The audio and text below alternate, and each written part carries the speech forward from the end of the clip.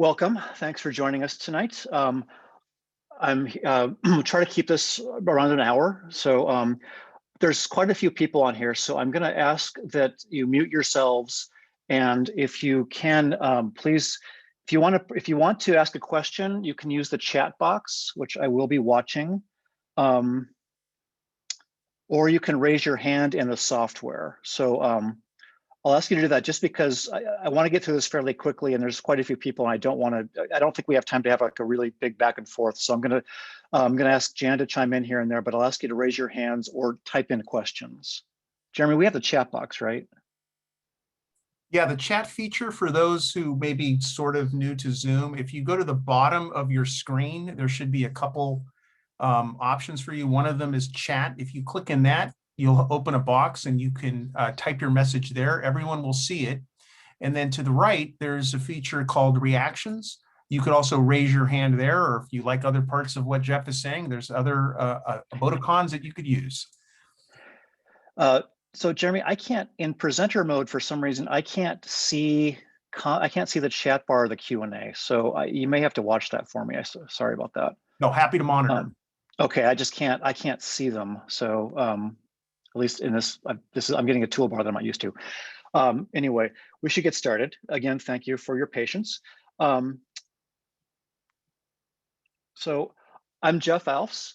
I'm a council member in the town of Portola Valley. I've been a council member since 2011. And serving the town of Portola Valley, I have been a member of the board of directors of Peninsula Clean Energy since 2016. Before that board of directors was formed in 2016, I was actually I worked on the steering committee. So to form Peninsula Clean Energy. So I've been working with PCE since 2015, which is where I've sort of took an interest in this question about electricity grids and regulation and policy. And with me tonight is Jan Pepper, and Jan is the CEO of Peninsula Clean Energy. And I'll tell you a little bit more about PCE in a second here. She's been our CEO since 2016. She's also was until December a council member for the city of Los Altos and a former mayor. She's also had a long and distinguished career in the electric industry. She worked at PG&E years ago. She's worked at a few municipal utilities, including Silicon Valley Power, just south of us. And she's also worked in several smaller startups, including clean power markets that were advancing technology around renewable energy on the grid. So Jan has had a long career in many different roles. So I want to thank Jan for joining me. I will be presenting, and I will ask Jan to chime in as we go along. And she's also here to make sure that I get things right. I need a lot of that. So welcome, Jan. Thank you. And again, if you have questions, feel free to type them in or raise your hand. I will do my best to get to them, but I can't promise anything. A couple other things. This is a really complicated topic. And so I have done my best to sort of simplify it and present it in a way that I think people can understand. But I've probably oversimplified some things too. So I will apologize in advance because I probably will say things that are not universally true. I may also say some things that are just wrong, and hopefully someone will correct me on that. But we're going through this. I will try to explain things sort of clearly and simply. But again, I may say something that you think isn't always true, and you may be right. So I will apologize in advance for that. There's a fair amount of, electricity regulation has a fair amount of policy and also politics in it.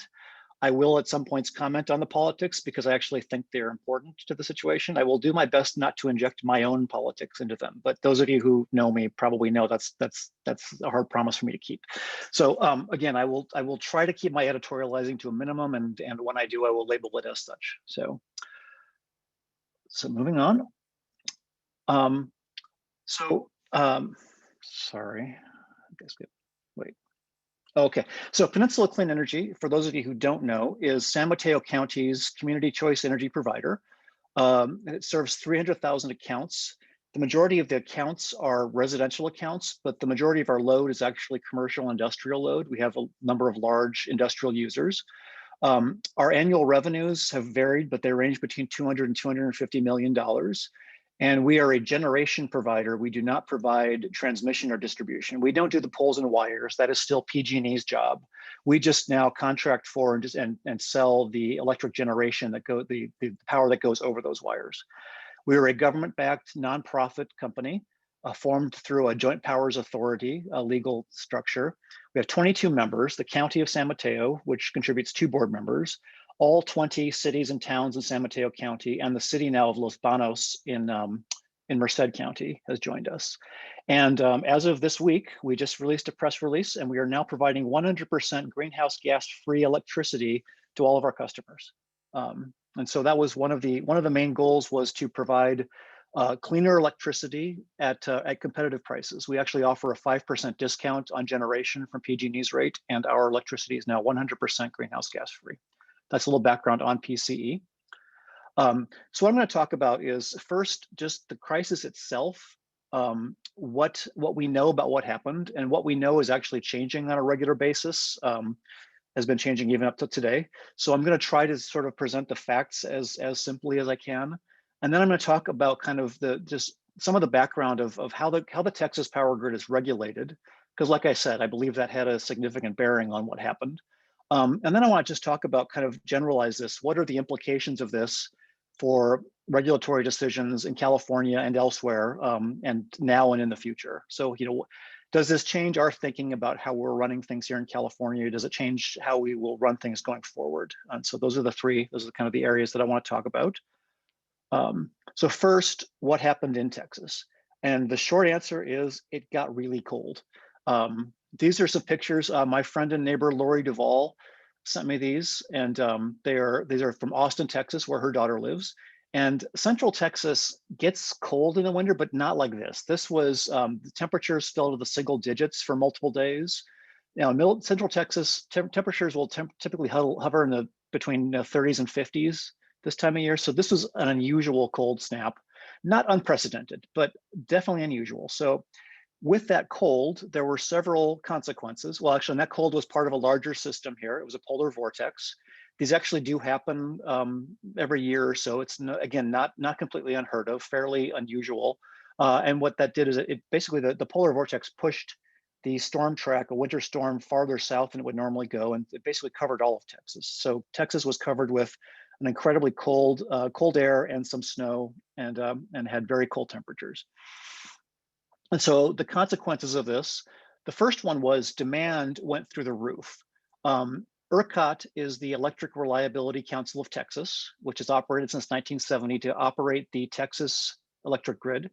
The ERCOT balancing area reached a peak demand of 77 gigawatts on the night of 14th to 15th of February. The record within ERCOT territory was 74 gigawatts, and that was last summer, excuse me. So the 77 gigawatt number is a huge number. By comparison, California's annual peak happens in the summertime, and last year our peak was on August 18th, and it was 47 gigawatts. And keep in mind, we have 10 million more people. I don't think this covers all of California. There's a few parts of California that weren't under the CAISO operating authority, so the number might be slightly higher. But again, 77 gigawatts in the wintertime in Texas was really unprecedented. And ERCOT's total capacity at the end of 2020 in December was 81 gigawatts. So they were, even under the ideal conditions, they were actually pushing within 5% of their total capacity. That's just unheard of. It's the kind of thing that would really, a lot of people were tearing their hair out. And so this was, again, demand was huge. And the primary cause of that was that most houses in Texas now are heated with electricity. A lot of it is resistance and baseboard heating. It's not terribly efficient, and the houses themselves are not terribly efficient. I'll come back to that, but it got cold and everybody turned on their furnaces or their heaters, and they basically were calling for lots and lots of electricity. The next consequence is that because of the extreme cold, the electric generation equipment started failing. So the thermal coal and gas plants are called thermal plants, and they provide 70% of the total generation capacity in Texas, and a large number of them failed. And so they failed because they had instruments were freezing, other moving parts, valves and things were freezing. And a coal or a gas plant requires a lot of water for cooling, and the cooling water in the pipes was freezing. And some of these plants in Texas, some of this very sensitive equipment is actually just sitting outdoors. I mean, it's not even in a building or a shed or anything. So when the temperatures dropped below freezing, it was actually pretty predictable that some of the stuff was going to start freezing and failing. And that's exactly what happened. One of Texas' 2 nuclear power plants froze. The nuclear plants provide about 10% of Texas power. And again, there were problems with instruments. There were also, again, problems with pipes. The water that it's required to cool the plants was freezing in the pipes and couldn't get into the generators. And finally, wind turbines were freezing. Like an airplane wing, a wind turbine will not work if it's covered with ice. And several of them froze over and basically wouldn't turn. But wind generates over the course of the winter, it generates about 20% of Texas generation. But at this time, it was already considered that the wind is obviously variable, and it's not always terribly active in the wintertime in Texas. So it was 20% is kind of probably the higher end of what wind generates. But in this situation, they were actually expecting a lot less wind generation. So it was a contributor, but this was far from the main problem with the Texas system. The bigger problem by far was the fact that so many of the coal and gas plants shut down. The next consequence is that in addition to the generation plants shutting down, the fuel started shutting down. The fuel infrastructure started failing. So natural gas delivery started failing. Several of the wellheads froze. Natural gas deposits have water in them, and they also have some high weight hydrocarbons and among the methane that can basically freeze when it gets to the top of the well. So these wellheads were literally frozen and stuck. Again, they were not terribly well protected in a lot of cases. So it's not surprising that they froze in consistent cold temperatures. Some of the pumps that drive the equipment froze, or the pumps were dependent on electricity. So a lot of this, it's a situation where when one plant went down, you lost electricity, and then other infrastructure like gas pumps and water pumps started failing. And so it became kind of a vicious cycle at this point. So, you'd lose electricity, and then some of the infrastructure would fail, and then more plants were going down. Coal delivery was even disrupted. In some cases, some trains were not able to run. So this was the next thing. So along with, you were get a big spike in demand. A whole bunch of the generator plants themselves were failing, and then the fuel to drive them was actually no longer being delivered effectively. So this is probably the best chart that I have seen on this, sort of summarizing all these things. So I'm going to start at the top. You see this gray line, which was basically sort of the load forecast. This is what the load would have looked like had there been no power interruptions. And so you can see here where the 77 gigawatt peak is coming on the 16th, if there had not been any interruptions in load.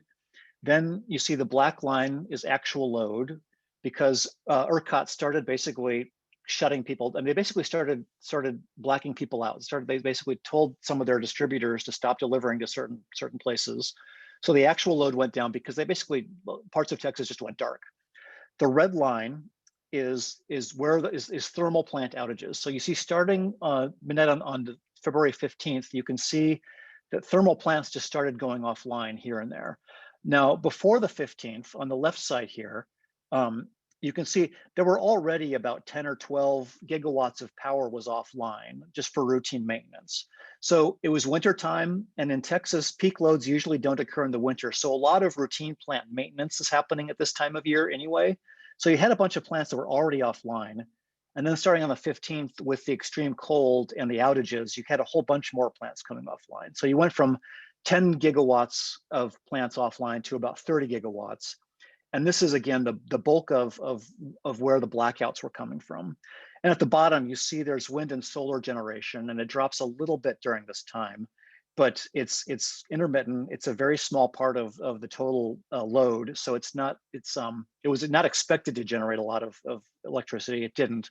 But again, the bigger problem here is the fact you had these thermal plants going offline. So another consequence of all of this, as the plants are going offline, so the electric grid is this very, very precise balance between generators and users of electricity. And so if the supply of electricity coming from the generation plants is not perfectly balanced to all of the loads that they're using electricity, you'll get basically the grid will start failing. And what happens is the frequency at which the grid alternates drops. So we use alternating current in the electric system. So the electrons in the grid, basically, they don't move in a line. They move back and forth along the wires, and they switch directions 60 times every second. So that 60 hertz number is a really important target. If it drops below 59.4 hertz, and I'm not pointing here, so I apologize if you can't point as well as I'd like to. You can see that if the the critical threshold for frequency is 59.4 hertz, and if the power drops below 59.4, you basically get to a point where you could, basically different sections of the grid start tripping out to save the equipment, because getting the too low a frequency and you start damaging your electrical equipment. So for 4 minutes and 23 seconds, the entire ERCOT grid dropped below 59.4. If that had gone on for about 4 more minutes, the entire ERCOT grid could have actually shut down. So all of Texas would have been without power, which would have been a really severe consequence. And I'll explain a little more about that. So the next thing that happened was ERCOT basically started turning off power. So to keep their grid stable, they order their providers, their wholesale customers, to start turning off power to non-critical accounts. And the providers are set up to do this. They can turn off power to large parts of their distribution grids without turning off power to, say, hospitals or police stations or fire stations. And that's what they did. They basically started cutting off power almost entirely to homes. 2 million homes lost power. There were, we don't know exactly how many, probably in the dozens of people died with hypothermia. There were several pretty well publicized cases of this. Pipes bursts in homes. And another side effect of this is that much of the Texas water system relies on electricity pumps to keep pressure. So even if you opened your faucets and dripped water out to keep your pipes from bursting, basically there was no longer any pressure in the system, and so pipes burst anyway. A lot of customers in Texas got boil notices from their water provider because the system's lost pressure, and basically the water coming out was no longer guaranteed to be clean. And so a lot of Texas was under these boil notices for drinking water. I heard stories of people using snow to flush their toilets because that was the only water they could get. The total capacity on the grid, the total available generation, dropped to 44 gigawatts. So 30 gigawatts of generation had gone offline. And remember, the demand at that peak time would have been 77 gigawatts. So Texas had a serious shortage of power generation at this time, and it was the proximal cause was, of course, the cold weather. So it was a big shutdown here. So the worst case, which what they avoided though, would have been a black start, and that would have been the entire ERCOT grid would have been shut down. It would have been a result of the fluctuations in grid frequency. They would have had to basically close everything down, and a full black start can take days or weeks. No one's really sure, but it takes a long time to restore. So basically, because when you're starting from zero, you basically, every time you turn something on, you have to match the generation with the number of circuits out there that are open that can use the electricity. And it's a very delicate balancing act. In 2003, you might remember, there was an outage that started in Ohio, but spread throughout much of the eastern United States and most of Ontario. Some areas were restored immediately, but other places were out of power for 4 days. Important thing to remember, though, is that even though the outage area was huge, but it was part of a larger grid. And so there was power flowing into the grid, because if you're starting from, the electricity grid needs electricity to operate. And so if you've got this grid that's completely off, you basically have to provide electricity for things to even start running again. And so there's kind of this chicken and egg problem when you go from black start, which it takes a lot of power, and it also just takes a certain amount of planning. And so the fact is, if ERCOT had shut down entirely, we're not sure how long it would have been down. It could have been weeks. We don't know, but it would have. I mean, it was a worst case scenario, and ERCOT went to great lengths to avoid it. So the next consequence I'll talk about is wholesale prices. So these are wholesale prices in Texas, and if you look at the table on the right, you'll see these are prices in dollars per megawatt hour. A megawatt hour is 1,000 kilowatt hours, which is the unit we're mostly used to. And you can see on the table, in wintertime in Texas, wholesale prices tend to hover around $20 a megawatt hour. During this past week, they averaged over $6,000 a megawatt hour. And if you look at the graph, you can see that much of that time they reached what is ERCOT market's peak price, which is $9,000 a megawatt hour. So prices for wholesale electricity had gone from $20 a megawatt hour to $9,000.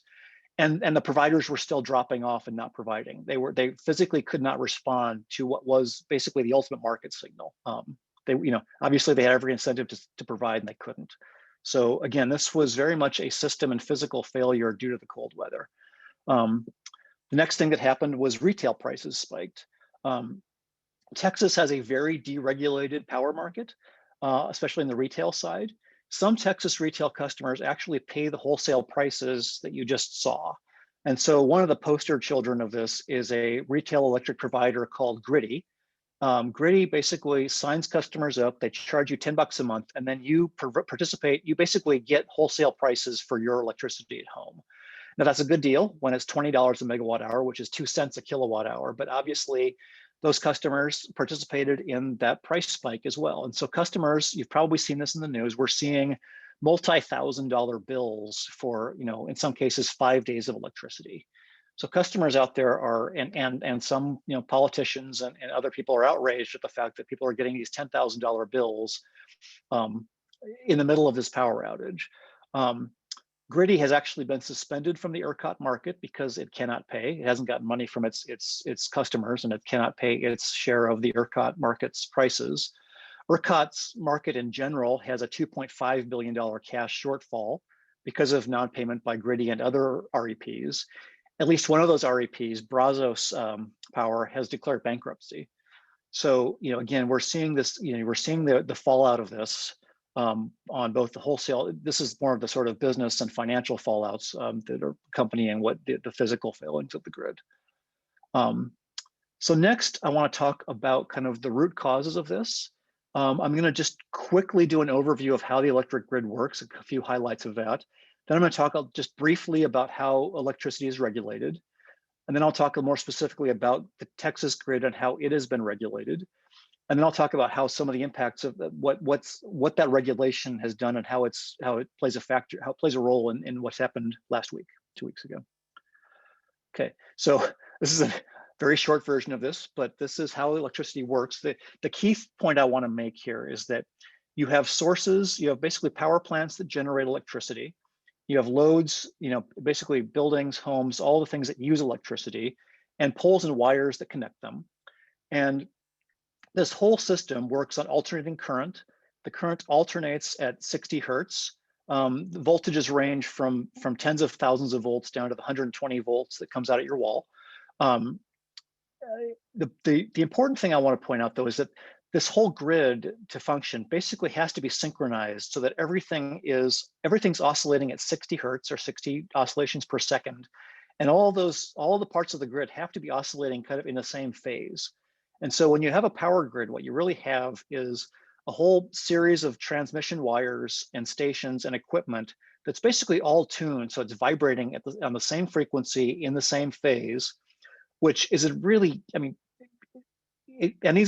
of these grids are covering tens of thousands of square miles, and one of them covers half the United States. So it is a very delicate balancing act. It happens over long distances, takes a tremendous amount of coordination, and it's incredibly complicated, and it takes there's a lot of people that spend a lot of time thinking about how to make this all work smoothly and how to oversee it. The other network that kind of sits on top of the electric grid is the regulatory grid. And in this grid, there are generators, end users, and there are load serving entities. And a load serving entity is basically anybody that buys wholesale power, sells retail power, and it can include investor-owned utilities like PG&E. It can include municipal utilities. Palo Alto locally has its own public utility. Sacramento Municipal Utility District is a large public utility. Los Angeles has its Department of Water and Power. CCAs, Peninsula Clean Energy, is now one of 19 CCAs operating in California. There are rural cooperatives out in California and elsewhere. There are for-profit companies called direct access providers, which participate in these markets. And then Texas has its unique class of providers called retail electric providers. I will talk a little bit more about those in a minute. And so the grid is regulated at two levels. At the wholesale level, between generators, when they sell to load serving entities, that is regulated at the federal level by FERC, the Federal Electricity Regulatory Commission. The retail side of the market is between load serving entities and their end users is regulated at the state level, typically by a public utilities commission in the state. And so that's why every state has its own little sort of quirks in the way that it's regulated. And for the most part, they're overseeing. And the other critical thing about FERC is that FERC is there to regulate electricity that travels across state lines. And that will become important in a minute. So again, so FERC regulates the wholesale markets.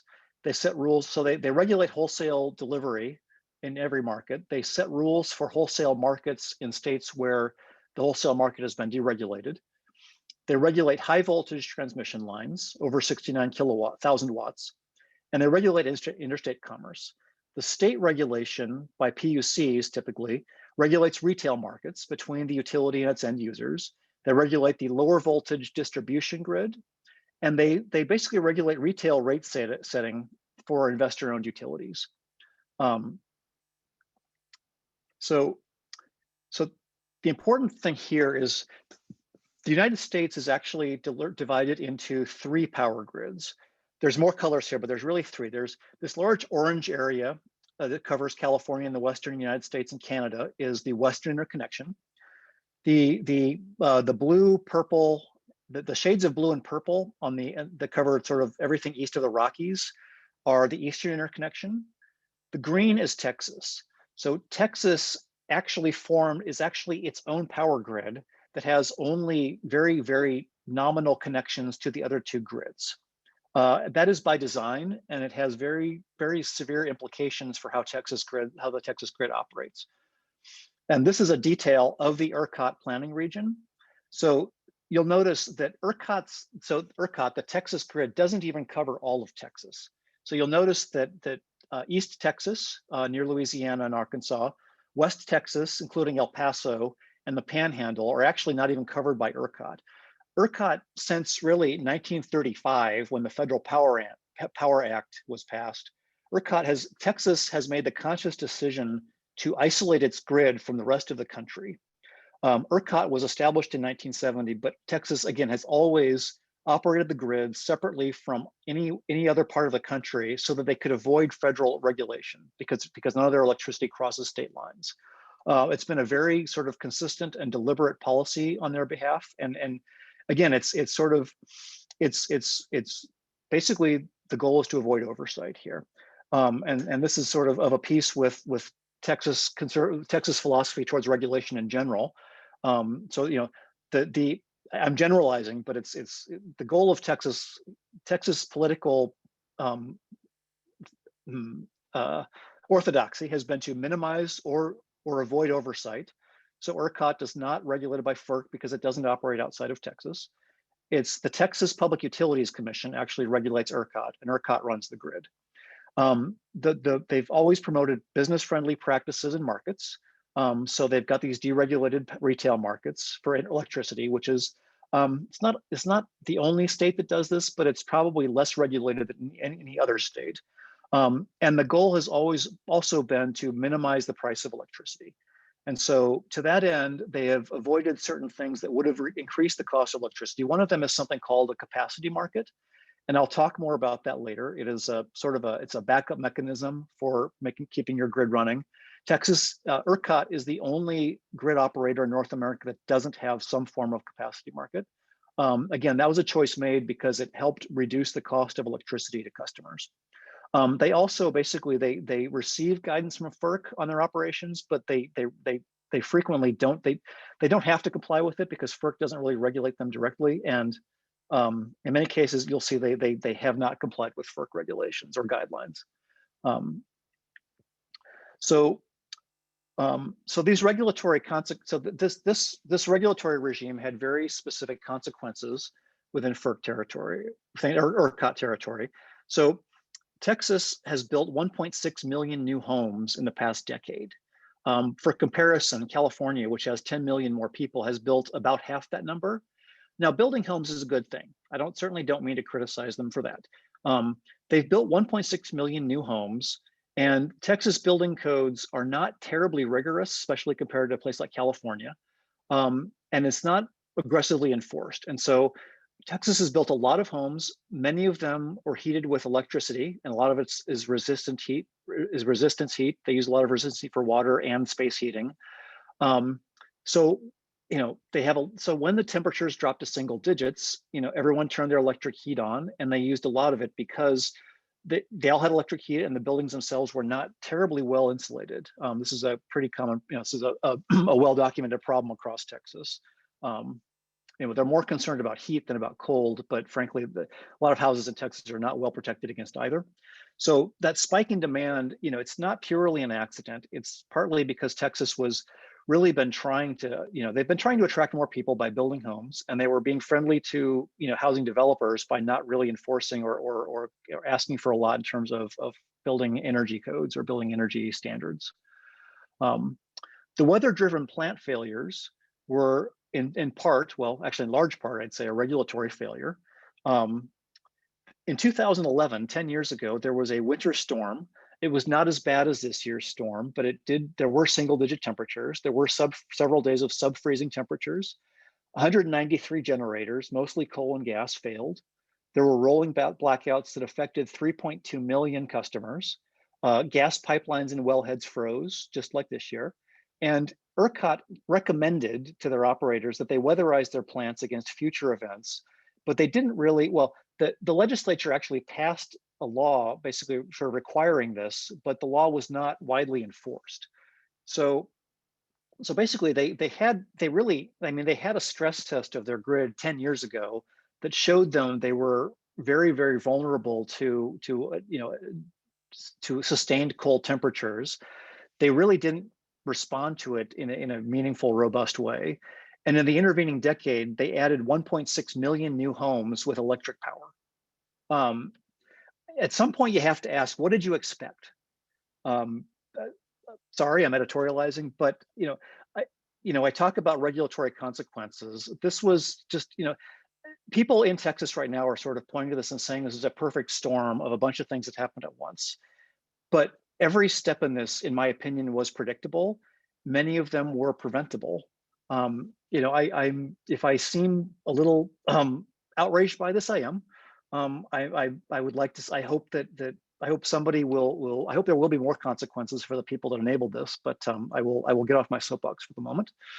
The next. Well, okay. So here's regulatory consequence, which is I'm going to talk about capacity markets. So I'm going to describe what they are. So every North American grid operator except ERCOT runs a capacity market. Texas industrial users of electricity in Texas have actually opposed capacity markets because they didn't want to push up the price of electricity. A capacity market does increase expenses. I'll explain that in a moment, so bear with me. California has a capacity market that is called resource adequacy, RA. Requires each load-serving entity, including, and Peninsula Clean Energy, like every other load-serving entity in California, is required to contract. We have to have under contract generating capacity that would cover 15% above our peak load. So basically, we have to be able to provide 15% more than our peak load as backup power in an emergency. Jan, feel free to clarify or correct any of this if you think I'm getting something wrong, but that's the general. That's and plants that operate on a capacity contract are under very severe penalties if they don't respond to calls to operate. And so this is a system where plants are basically required to generate under certain conditions and these contracts have real teeth in them. So let me explain how this works.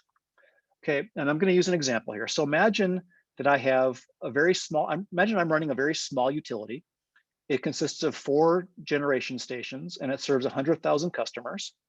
And those 4 generation stations are about what I need to serve the 100,000 customers. Everything is perfectly running along just smoothly until it isn't, till one of my stations goes down. And it could go down for any number of reasons. It could be routine maintenance. It could actually fail. So now I'm actually short of generation power for my 100,000 customers. Fortunately, there's a station over here that was recently replaced in someone else's utility plant, and it's just kind of sitting there, not doing much. And that station can now actually, at a very short notice, can generate and send power to my customers and keep my power on, even though one of my stations is down.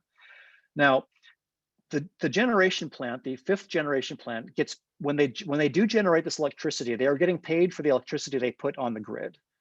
But when they're sitting there idle, just kind of waiting for something to happen, they're not getting paid, and it costs them money to keep their generation plant sort of up and ready to go. So I pay them through a capacity contract. Basically, what I'm doing is paying them to keep their station sort of up and running and ready to go quickly in an emergency. And that is how I mean, that is a capacity contract.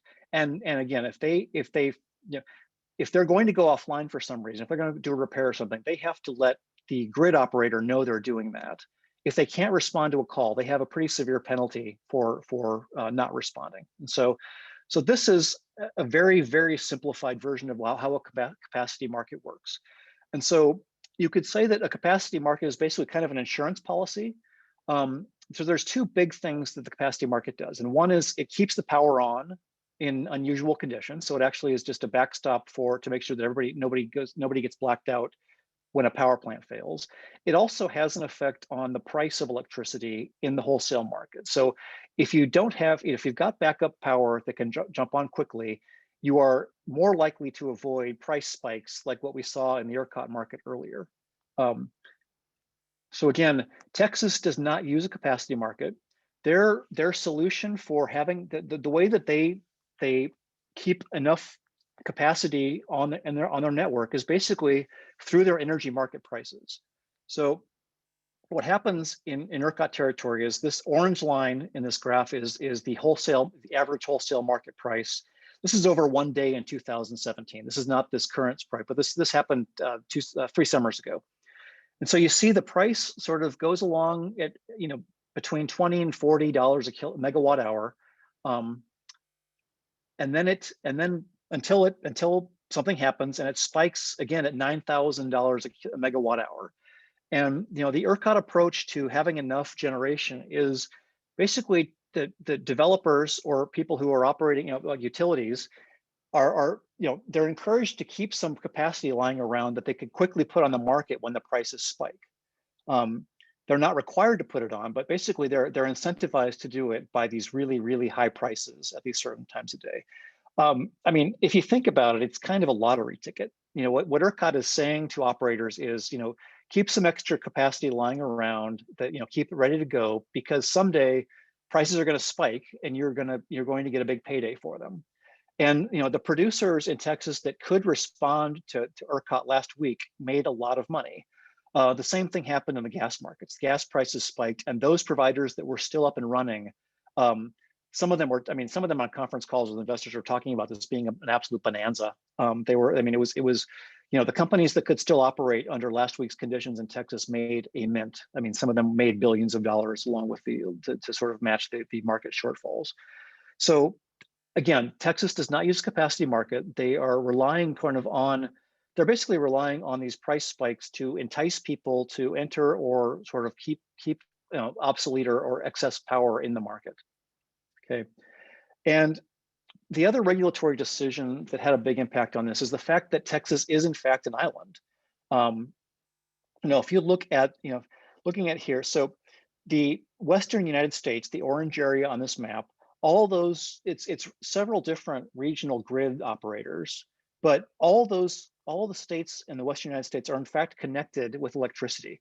In a worst case scenario, if there were an emergency power crisis in Utah or Colorado, California could in fact, it wouldn't be the most efficient or ideal, but California could in fact add power into the grid and help keep parts of the country running. That interconnection is actually a safety feature because it allows for a wider sort of range of, basically you have more backups and you can distribute power across a wider area. It's a safety feature. It also, for example, allows California to export excess power from California east. And we actually do an awful lot of importing of power. We actually accept a lot of power from Nevada and Arizona and Washington, hydropower from Washington, in the regular course of business. So it is both a safety feature. It also actually helps smooth out market prices rather than have each state be responsible solely for its own electricity. Texas does not have that, and it's because it's relying on everything in its own state. It's basically under a lot more. It just has a much smaller margin of error, and it's more susceptible in the long run to price squeezes like we saw last week. So I want to talk about the other regulatory decision in Texas, which is Texas is one of a handful of states that has a fully deregulated retail market. And so what happens in Texas is you have these generation companies, so basically large power plants, and they could be solar, they could be wind, most of them are gas and coal. They're unregulated. They contract with one or more retail electric providers. The power is transmitted over the regulated the regulated transmission grid. The retail providers then compete for customers. So this isn't true over all of Texas. Parts of Texas, Austin, for example, still has a municipal utility. But other parts of Texas, you can choose from dozens of retail electric providers, and they're competing on all kinds of things from service to price. You can buy from any of them. You can change with, I think, a week's notice. And this market is very lightly regulated. And so these companies have all kinds of business models for how they attract customers. And so the one that sort of became famous last week, and not for good reasons, is Griddy. So Griddy is one of these dozens of retail electric providers. And what Griddy does is it charges retail customers. You pay Griddy $10 a month every month to be part of their network. For that $10, you then participate through Griddy in the wholesale market directly with no markup. So Griddy makes no money off of the electricity they sell. They make money from that monthly fee. Why would you do that? Well, you do that because Texas wholesale rates bounce between about 2 cents and 6 cents a kilowatt hour. Usually they're between 2 and 4 cents. And the average retail rate across Texas is 12 cents. And so you save a lot of money by participating in the wholesale market. Other REPs, and there's a whole range of them, but others do what's called hedging, where they they contract over longer terms, they pay more, but they get a much more predictable, more stable rate. And they pass that higher but more stable rate on to their customers. So you can do any of these things in the Texas retail market. They're not regulated very tightly. And again, it's a great deal until it isn't. This is peak load in April. This is just kind of a sample of what happens, which is that wholesale prices, the red and blue, the peak load is red, the prices are in blue. They move along here at about, in this case, it's about $40 a megawatt hour. Demand goes up, price spikes into $60 a megawatt hour. Again, if you're exposed to that wholesale rate, you get something like this. What happened in last week? You're as a Griddy customer, you were participating in this wholesale market at $20 a megawatt hour. Suddenly, your bills went up to $9,000 a megawatt hour, and you got charged that. And so, people are kind of pointing fingers and making excuses and yelling about this. But the fact is, the wholesale and retail markets in Texas worked exactly the way they were designed to work in this situation. Nobody was planning on that much power failing, so no one was planning on the prices to go up because of the cold. But the fact is, the markets responded to that situation exactly the way they were created. So, there's a lot of political pantomime going on right now, and I have limited patience for it because the Texas created this system and is now sort of claiming they didn't. That's my frustration with the leadership of Texas right now in the wake of this. So some of the takeaways for me from Texas are the following. The grid regulations were developed and enforced exactly the way Texas has operated for the better part of a century now.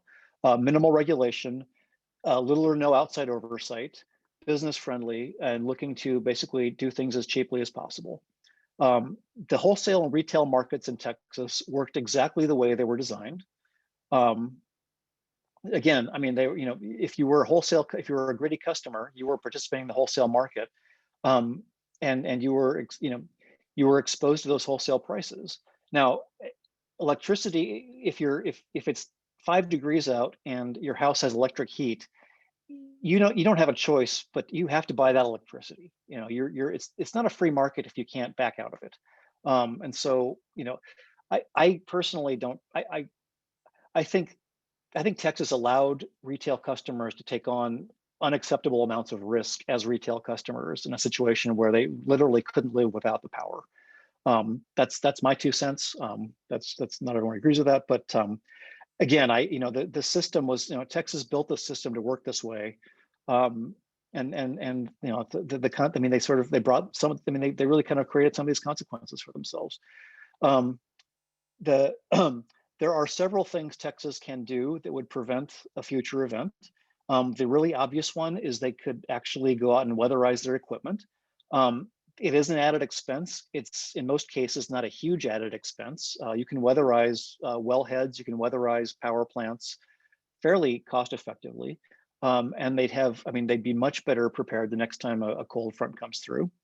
A medium, sort of a slightly heavier lift would be they could upgrade and more fully enforce their building codes so that houses and houses, apartments, places where people live are better prepared to get through a cold snap.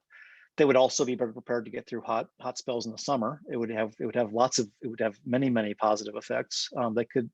Again, this would be a political choice they'd be making. There'd be a lot of pushback from the building industry. It's an option. A bigger lift would be capacity markets. Texas could actually create a capacity market and start, better protecting itself against widespread outages. And probably the biggest of them, and the one that I doubt will happen, and will have probably would have the most political pushback, would be they could join one or both of the U.S. interconnections. They could actually expand. ERCOT has some ties to the other grids, but they are not big enough to really be helpful in any situation. Texas as a whole, I think, would be a lot more stable and safer if it were participating along with other states. But again, this would subject Texas to FERC oversight, and they have a history of avoiding that at all costs. So, thinking about risk management, I'm going to borrow something. Well, it's true in the power field, but it's also true in the investment field, which is, if you're managing risk, you want to look at correlated risks or correlated events. In other words, do you have a bunch of resources or assets that have a potential to all sort of go south at the same time? So what are the big correlated risks in Texas? The obvious one right now, of course, is the cold weather. There were several consequences of that extreme cold weather. They all worked in the same direction to disrupt the power grid, but they were all pretty predictable. Demand spike was perfectly. I mean, it's a perfectly rational response to cold weather. People turned on their heat. Ice on wires happens. It's actually very hard to avoid, but that's local outages. That's not widespread outages in most cases. The outages in the non-weatherized plants, the non-weatherized gas system, and the non-weatherized turbines were completely avoidable. They were certainly foreseeable, and they were completely avoidable. The upper Midwest, which routinely gets much colder than even this past 2 weeks in Texas, operates wind turbines, gas plants, all those things, gas wellheads, without disruptions in the cold, or minimal disruptions in the cold. These are all things that again, the Texas grid had a very high exposure to the effects of extreme cold that they did not plan for. The other obvious correlated risk in Texas would be extreme heat. And when the heat, Texas, and this is one that they're a little more conscious of because it happens much more frequently. In the summertime, when it gets hot, you get these big spikes in demand. You do lose thermal plants, gas and coal plants don't operate as well in very hot weather because they basically they're harder to cool, and they reach a temperature point where they just don't run as efficiently. And this happens in California as well, and I'll talk about that in a minute. Solar output tends to be highest in the summer, but when it gets too hot, solar plants start losing some of their efficiency as well. So again, extreme heat could actually sort of create another one of these kind of situations where a lot of things move in the same direction at the same time. Those are probably the biggest correlated risks within Texas. You could imagine something like like a tornado or storm system could cause widespread damage to plants. But even that tends to, the grid is spread out enough and there are enough generation resources that you can usually work around those. So moving to California, trying to think about, and Jan, if you want to jump in, I'd love to hear your 2 cents on this. California obviously has risks that could correlate similarly to what happened in Texas. And the obvious one is heat. We have been seeing hotter summers. We saw a very hot stretch last August, which led to some blackouts, and I will talk about that in a minute. So, extreme heat in California, you see this demand spike as we saw in Texas in the winter. Wind tends to die down on hot days in California. So on these hottest days, a lot of times you will not see a whole lot of wind generation. And wind it's not as big as solar in California, but it does generate some of our power. So it's another, those 2 things could move basically in the same direction. Demand goes up, wind would be going down. The gas and the solar plants become less efficient at extremely high temperatures. And again, so there's a good chance that we would see high demand, well, we have seen high demand and some losses of capacity under extreme heat. I don't think it's, historically it has not caused the disruptions like we saw in Texas, but it is a risk going forward. The other big risk would be fire. You may recall, if you live in California, you may recall last September when the Oregon fires were out of control. We were getting these days where it was almost like nighttime here. It was dark, and it did impair some. It did cause some plant shutdowns. Well, the plant shutdowns would be if a fire were to burn somewhere near a plant in California, we could lose generation from some. We'd have outages from some plants that were in the affected area. The smoke could impair the solar generation within California. It happened a little bit last September. It wasn't a huge impact, but it's just a risk going forward. The other thing with fire is you can lose transmission lines due to fire, or in some cases we're now having these planned shutoffs in California because we're worried about transmission lines basically causing fires. And so, fire is causing some disruptions in the system. I don't think that I'm less worried about it having the kind of extreme widespread impact on our system. And I think a lot of the risks of both heat and fire can be mitigated as we move to as we distribute generation resources through California. So I talked about last August, and I'm going to give just a brief history of the August crisis. Between August 14th and 18th, we had basically a very hot streak all across California, some of the highest composite temperatures across the state. The demand peaked at that time. Last year's yearly peak happened on August 18th at 47 gigawatts of demand. There were planned outages at that time, as there always are. There were then a handful of unplanned outages on those days, the 14th and 15th in particular. And then we had a bunch of exports leaving California at that time. On August 14th, CAISO, which is our California state grid operator, which is kind of the equivalent of ERCOT in Texas. On August 14th, CAISO called for 1 gigawatt of blackouts. And so basically parts of California lost power for about an hour, a little more, to basically maintain grid stability. On August 15th, there was another call for blackouts, but it was about half the size of that. So over those 2 days, there were blackouts. Can't remember, I think they affected on the order of maybe 1 million people each day. So not insignificant, but certainly not statewide, and not nearly as disruptive as what we saw in Texas. The crisis in August did add about $1.3 billion of costs, basically in the wholesale market. So like Texas, the California market spiked. And again, we have a capacity market, but there were some things that happened that even with our backup power, California was maxed out for short periods of time. So CAISO has done its own root cause analysis of that situation, and other parties have done root causes looking at sort of CAISO and other data. And so CAISO drew a few conclusions, some of which are sort of open to debate. The first conclusion is that CAISO has done its own root cause analysis of that situation, and other parties have done root causes looking at sort of CAISO and other data. And so CAISO drew a few conclusions, some of which are sort of open to debate. There were unplanned outages, so a handful of an unplanned outage is when a power plant basically goes offline unexpectedly, basically when it breaks down without notice. And there were a couple of unplanned outages, and they may well have been the proximal cause of those blackouts on the 14th and 15th. At the same time, all of the Western United States, every state in the West, Nevada, Arizona, Oregon, were all experiencing record temperatures. California was the only state that had outages at that time, or even called for significant conservation of electricity. So this happened across the Western US, but only California was impacted as severely. And the blackouts in California were limited to CAISO's territory. So the large municipal utilities like Sacramento and Los Angeles were not affected by these blackouts. They actually were able to balance their power loads just fine. And the other thing that is sort of subject to, has come under some scrutiny, is that on August 14th and 15th, a large amount of power, 3.4 gigawatts of power, was exported from California. Most of it went to Arizona and Nevada, and there were no sort of balancing imports, and there was not enough backup generation. This is a result of, so CAISO, the California operator, basically runs what's called a virtual bid market.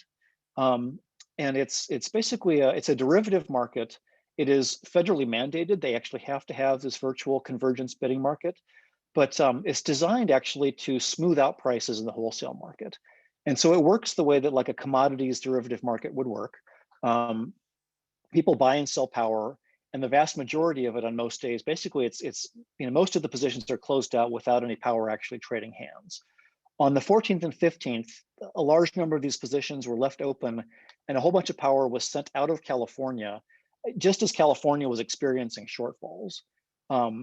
And we know this was a contributor, we suspect it was, because on the 18th, which was actually the hottest day of that stretch, the hottest day of the year, it was hotter than the 14th and 15th, there were no outages, and between the 15th and 18th, the CAISO had actually suspended its virtual convergence market because they'd noticed this imbalance.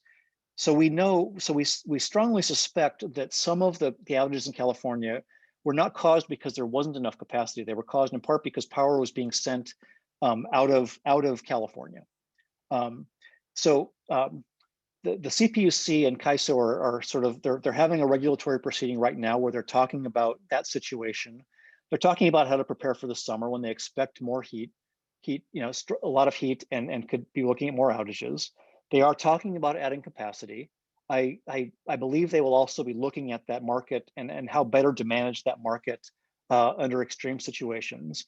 The point I want to make, though, is that two things. The first is, by and large, California does have the capacity to get through these hottest days and most of these sort of large events. What happened first and foremost, I mean, there were some failures, but some of this was definitely as much a market failure as capacity failure. And the other point I'll make is that California is different from Texas in that stepping back from any individual fixes, California is actually really, in my opinion, doing a much more robust public and effective job of looking at what happened last summer and trying to correct things for future summers.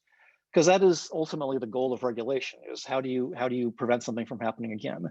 I'm worried that the Texas situation will lead to no significant changes, and that they'll be looking at the situation will happen again in the near future when in my opinion, it can be prevented. So I want to switch gears a little bit here, though, and talk about what I see as a concern for California going forward, and that is intermittent renewables. And so with intermittent renewables, I'm talking specifically about solar and wind as energy sources, small hydro to some extent. California is because of our concerns about global warming, is moving to basically decarbonize its grid. So we are retiring a lot of gas plants and replacing them largely with solar. And solar is quite simply not as consistent or reliable as gas for generating electricity. And as we move forward, we will probably become more reliant on solar and wind. They will be backed up in a lot of cases with storage, and probably more storage in the future. Batteries, some of this could be pumped hydro, some of it could be there's these large thermal storage systems. And this is, I think it's going to become, I think this has to be carefully managed. And I think it's something that it's going to become a major, I'll say, concern going forward. I think it can be fixed, but it's not going to be a simple fix or an easy thing to overcome. And one of the consequences of this is that renewables, the renewable grid will need to be massively overbuilt so that the variable sources of electricity will be consistently sort of enough to meet our needs. You know, we can do other things. We can rely on imports from other places. We can store some energy. We can, you know, we can ask people, we can manage our loads, but we'll have to build a lot more solar and wind capacity, or contract for more solar and wind capacity than we can possibly use at certain times. So the future grid will be overbuilt. And this is, so earlier I was talking about capacity contracts. So the way most power is bought and sold in California, it's sort of bought and sold under the assumption that you know, when you build a generator, a solar plant or a gas plant, that all of the energy you can produce from that plant will be sold onto the grid. In the future, with this sort of overbuilt grid, that won't be the case. You know, at some point you'll have to build capacity, build generators that rarely ever put anything on the grid, or every resource will operate part of the time. And so I would argue that future contracts, and this is me speculating, but I think that generation contracts in the future are going to move away from sort of energy only contracts into something that's kind of a combination of energy and capacity. But again, this is, as I see, one of the big challenges of our grid going forward, and it will affect our reliability. And it's a question of, it will affect how we operate the grid. And this is actually where I was planning to stop. So this is probably a good time for me to ask Jan to chime in around this question or anything else you saw coming up. So welcome, Jan, and then just wherever you want to start. Thanks, Jeff. That was really good. I'd like to hire you at PCE. You have me for free. We have you for free. Why would you? Yeah. I think you did a really great job going through everything, explaining. Would hope everyone would understand, but I think so. I apologize if I was going too fast. I think that was really a great job.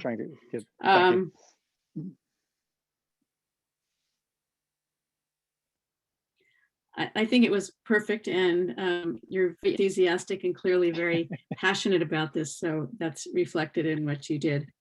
I guess some of the things that I would note about California and Texas, how it's different, is that, as you said, we're connected to the other grid, make it better for us. But also, as you noted, on those 2 days, the ISO just made a mistake as far as, or it appears to have made, in allowing so many exports to happen. And I think part of it was that the amount of load that we had in California was much higher than expected. So because the load was higher, you know, they exports, but we really shouldn't have had those exports because we needed that power to stay in the state. I think by the 18th, the load forecast had changed and those exports weren't happening. So that also contributed to helping by the 18th. Another thing that happened is that we buy this resource adequacy, which Jeff described, and the ISO plans based on what it believes to be the peak of the day, and expect that the peak will occur at a certain time of the day. And what happened on those days is that the peak occurred at a different time, or the problem occurred not at the projected peak hour, but at the net peak hour. So when you take the overall load and you subtract out the amount of renewables production, that was the time on those days where California experienced the shortages. So the ISO is looking at that now, and they're probably going to change their rules as to how load serving entities like PCE and everyone else needs to provide capacity to situation, because that was new. They'd never seen that before. And that occurred about a little bit before and a little bit after the time that the expected peak was going to happen. And then as far as for PCE on those really hot days, we did end up paying higher prices. And because our load was higher than what we projected, we had hedged, we had purchased power ahead of time at certain prices, but our load was higher. So we ended up having to buy some of that power at the high prices of those days, which ended up costing us more than we had expected and blowing our budget for August. But since then, we've been able to kind of get back on track. And then other things that we do in California is that we do have some programs, not a lot of customers are involved in this, but called demand response, where if there's a need to reduce the amount of load, that certain customers have agreed to reduce their load during certain times if the ISO asks them to. And there are some customers that are on rates that allow them to be curtailed if needed because of unexpected high loads like this. So they overall get a lower retail rate, but they have the chance that they might be curtailed a couple times a year, a certain number of times a year, if there's a need to reduce the load. So those were the main things that I wanted to add to what Jeff so capably presented to everyone. And his last slide about the renewables and what is it going to look like in the future. We do contract for all attributes from renewables, but capacity, but the ISO and the PUC are continually reducing any capacity value from those projects. So we're adding storage to solar projects so that we can claim that capacity from those. But it will be interesting how things progress in the next few years. So thank you. Yeah, thank you. I've got a couple of questions here that I can probably answer pretty quickly. And a couple of them have to do with why were we exporting electricity when we were short on the 14th and 15th? And as I didn't say it quite as bluntly as Jan did, it was basically a mistake. And CAISO in their sort of postmortem and their root cause analysis acknowledges that they did export electricity that probably shouldn't have been exported. But it's true. We were the only state that had significant shortfalls. I was not really, I'm learning about this market now because of just sort of digging into all of this. There's this market is sort of it's very opaque.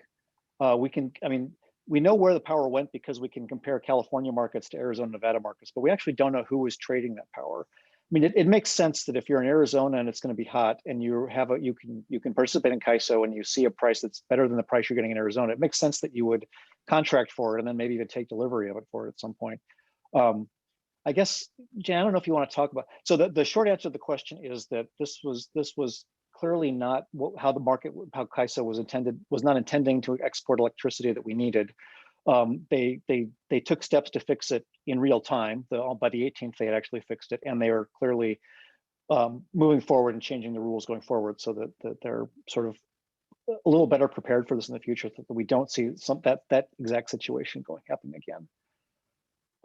Yeah, maybe I was a little blunt by saying it was a mistake. I don't know that it was a mistake. It's just the other states or other load serving entities in other states did contract for power from California. So power got exported when, as it turned out, we really needed to import more power into California. But yeah, you don't always know. I think it is a consensus that was a mistake. Exactly what nature of a mistake is maybe up for debate, but I don't think anybody thinks that was sort of the market working as intended.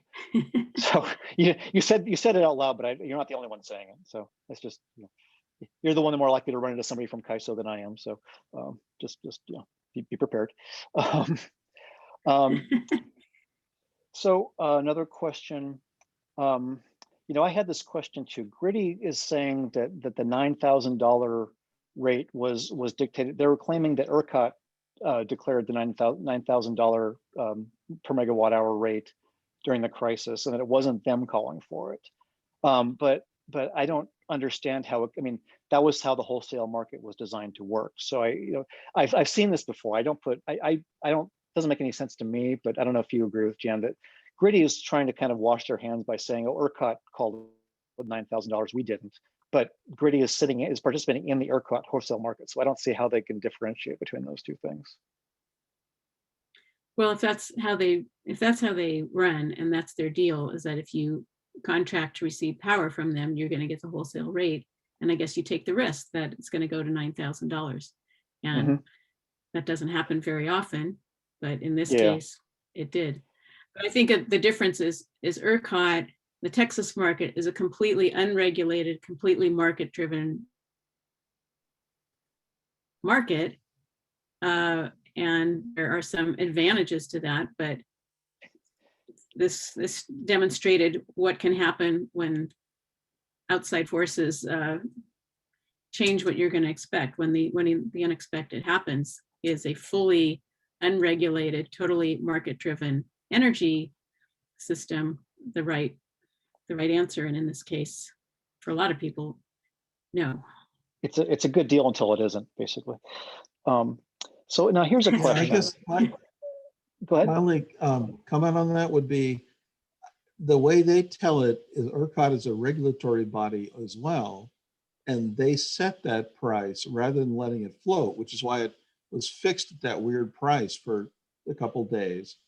And they're saying that was not the market fluctuation, but was a predetermined thing that made the market, distorted the market. I don't know, but that's their claim. Jan, go ahead and weigh in. I don't buy that. I saw the press release here, or the blog post you're talking about. I read it a couple of times. I don't buy it. ERCOT runs the market. I mean, and they're the regulatory authority, but what they're really regulating is basically a wholesale power market. And that price went to 9,000 because there was a huge demand and nobody could meet it. And that's just how a market works. So I saw that excuse from Griddy. I think they're just really trying to point the finger because they got a lot of angry customers right now. And and I think I mentioned Griddy has been suspended from ERCOT. They're no longer allowed to do anything, and they're one of many REPs that are basically are basically probably going to go bankrupt because they cannot pay these bills to ERCOT from they're trying to collect from their customers. So another question, and I will speculate, and Jan, you're welcome to as well. Who is going to pay that $2.5 billion and growing bill in the ERCOT wholesale market? So several REPs have gone bankrupt. My guess is that, I don't know Texas well enough to know this. My guess is that it will be spread out among basically across customers, either across customers or across taxpayers. I'm curious, Jan, if you have any feel for how Texas would settle something like that. Yeah, I don't know. I mean, it seems like there were some generators who made huge profits, right? It didn't cost them $9,000 a megawatt hour to produce that megawatt hour of electricity, but they did get paid for that. So it might be that they somehow try to get some of that back from those generators and spread it out. But it's unclear. That's it's worth a try. But and California has, in Texas, their max price is $9,000 a megawatt hour. Yeah. In California, we also have a market, and I think there is a maximum price that the California market can go to. I don't remember what it is right now. It's not $9,000 a megawatt hour. That's definitely not that high. But that's just, if they didn't even have a cap, the prices could have gone even higher. Yeah. So at least they had that cap. But it'll be interesting to see how they socialize those costs if they do. Because that would be how they recover that. I can't imagine. I would think at some point they'd have to, but it's just, it goes against everything kind of the Texas political leadership believes in these days. But it'll be interesting to see. I haven't seen, nobody has really stepped up and taken any responsibility so far, other than, ERCOT members have resigned from the board, but frankly, ERCOT was just doing what they were told to do all these years. That's my 2 cents. So, Yeah. so just looking through questions one more time. There's a question here about sort of housing, the housing demand that I talked about, and what you can do about that. I mean, and so the question is just, California is looking to build more housing. The question was, will Texas actually start sort of, will Texas basically try to build better homes or weatherize their homes better? And I think the question is sort of, would state funds be used to pay for that? I mean, to be honest, home building here and in Texas is a market, and markets are good for certain things, and one of them is kind of responding to regulation. And in California, we have a building code. Our building code is actually required by statute to be cost effective over the life of the building. Texas could do that, and I suspect that their developers and even other retrofitters would respond to that, and you'd get people, if they mandated it, I think it would happen. I think it would actually happen fairly cost effectively. So they have options for improving building codes and making, it would make the buildings themselves more stable and more comfortable, but it would also blunt some of the impacts of this, of situations like this. And it would be a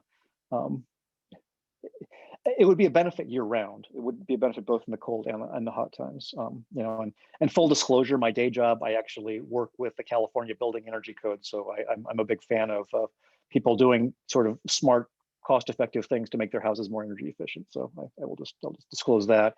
But I also think that it works, and I think it delivers better products for people where it happens. I'm sorry, I'm looking through other questions. So Matt asked, is there a root cause for, yeah. So Matt Garlinghouse brings up a good point, which is that we had local outages in Portola Valley that were not related to the ISO. Jan, correct me if I'm wrong.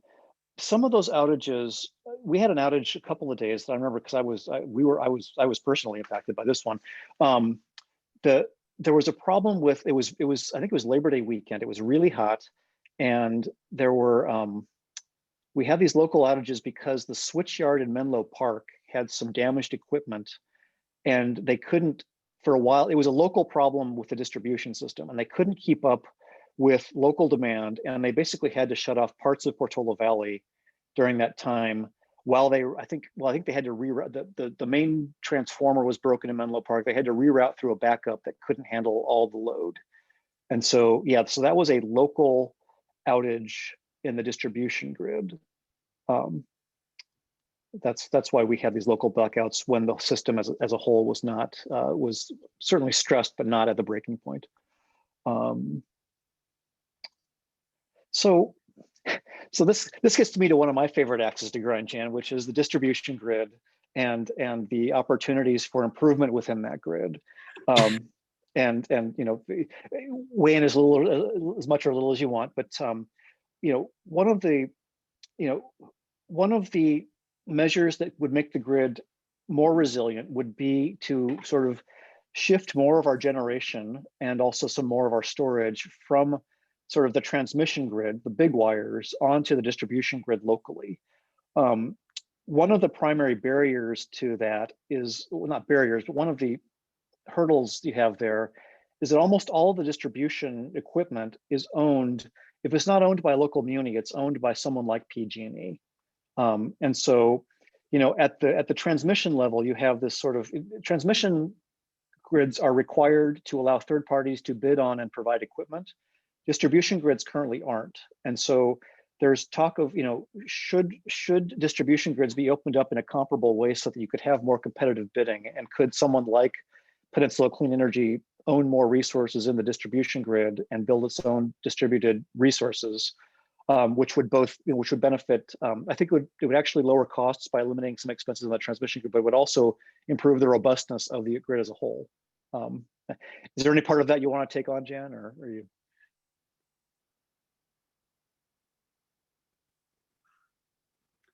Sorry, my internet connection is not good. I'm going to turn off my video to see if that'll help.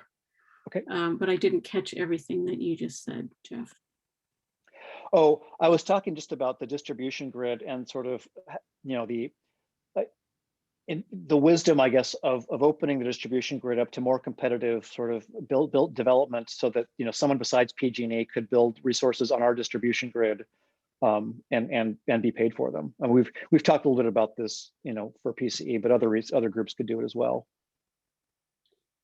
Yeah, as you know, they own the whole distribution grid, and it makes it difficult right now to do that.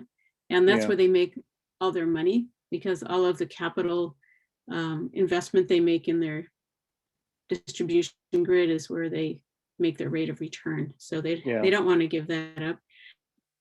But the distribution grid isn't in great shape. As you noted, the problem in Portola Valley that you had, we had similar problems in Los Altos, where the power did go out and transformers were just exploding or whatever. And so we had a fire. We had a fire about distribution half a mile is from not in me. the great shape. Yeah. So Andy's got. certainly Go ahead. looking at local microgrids. There's a question here, a comment about build local microgrid generation and storage. We're looking at that. It's not we don't know if we want to completely separate from the PG&E grid, but if PG&E goes down, if we have these microgrids, then those could keep operating. So we're looking into all that. One thing I'll add on that question, Andy, thank you for the question, is if you're talking about, so we are talking about microgrids.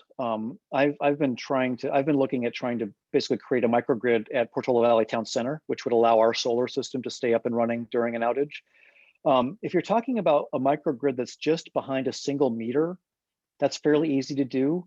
Another barrier to some of these resiliency measures is that if you were talking about, say, a microgrid that covered multiple meters, like if you and your neighborhood wanted to create a microgrid in your neighborhood, because you're sharing power between meters, you have to get PG&E approval to do that. And PG&E has been notoriously reluctant to allow people to start sort of basically trading power among themselves. Technically, there's actually a project right now in Oakland, Fruitvale, where they are building a neighborhood that's going to be like a neighborhood microgrid. So there's going to be, I think, 30 houses that actually kind of share power, and they will have their own. They'll have some storage on site. They'll have solar that's sort of shared among all the residences. But it's a special situation where they got PG&E's permission to basically share power and sort of share power between meters. It's like many of the things we're talking about, a lot of the technical aspects of this are very, very feasible. A lot of the hurdles we're looking at have a lot more to do with regulation and markets than they do with any of the, the engineering. I'm not saying it's easy or cheap, but the engineering can be done. In a lot of cases, we'll have to at some point change utility codes to make things work. It's a lot, I think, and part of the reason, one of the reasons I'm sort of doing talks like this is I want people to understand that there probably are changes out there that we may need to start sort of lobbying for at some point, legislatively or regulatorily, to sort of to make the grid safer going forward. That's a much longer conversation.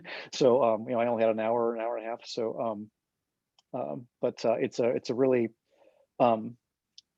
like Jan said, it's going to be a really interesting few years coming up. Looking at situations like Texas, looking like our own situations, and really just sort of trying to figure out how to really build the grid of the future. So let's see. I don't see a lot of other questions. I'll wait 1 or 2 minutes, and it is 8:30. So Jan, thank you for your time on being on here and bearing with me. And thank you all for being here. It's good to see a lot of familiar faces on there, a few people I don't know. Here, I'm gonna I'll put my email in the chat box. If you have other questions, and I flew through a lot of stuff. If you want, for example, the slides from this, I can send them out. Or if you have other questions, I'm happy to, and I probably didn't annotate everything as well as I might have. If you have questions about where I got information, I'm happy to share that. I was going so fast that I probably didn't share this effectively as I could have. So again, if I don't see any questions, thank you again for joining us tonight. And I look forward to hearing from you. Or, oh, and Janice put her email address in the chat as well. Yeah, I just put my. Yeah. And thank you to everyone. It's familiar names here and people I haven't seen for a long time, but yeah, it's nice to see that. And thanks, Jeff. yeah, no, happy to have you join me, and I'm happy to see we actually had some interest in this. So I'm gonna turn off my video and mute myself and leave this window open just for a few minutes, just in case anybody needs to go get that email address off the chat. So we'll Jeremy, we'll leave the meeting open just for a few minutes in case anybody wants to go back and look at this. So Sure, so I'll again, leave it open for another couple of minutes. okay, great, thank you. Okay, thanks everyone, and good night, and look forward to hearing from you soon. Thanks. Good night.